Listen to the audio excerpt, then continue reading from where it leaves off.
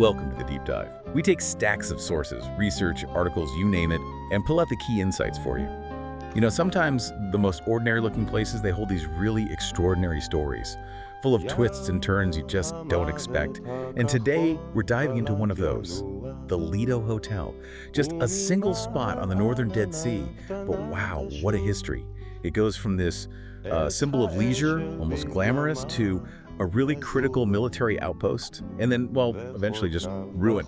Our mission here is to unpack those transformations, show how these big external forces, politics, war, even nature itself, completely reshaped this one little place, telling a much bigger story. It really is a fascinating case study because a place like the Lido, it's more than just bricks and mortar, isn't it? It sort of holds onto human dreams, how people adapt, how they deal with these huge forces.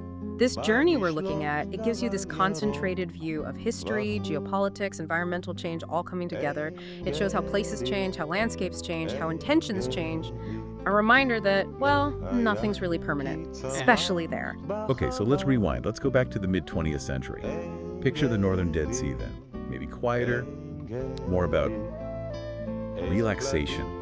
Imagine that salty air floating in the water.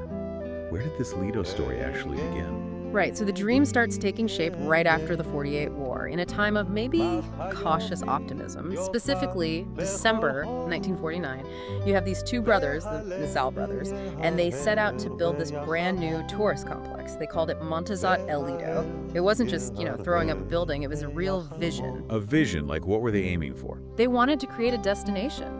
A place for peace, enjoyment, a bit of modern luxury right there on the shore of the Dead Sea. A pretty big investment, really, in the idea of tourism and prosperity for the area. And it sounds like it was more than just a hotel. Oh, much more. For the time, it was incredibly comprehensive, a proper tourist haven. You had the hotel room, sure, but also a dedicated restaurant, a swimming pool, which was a big deal in that landscape, Right, a pool sounds like real luxury there.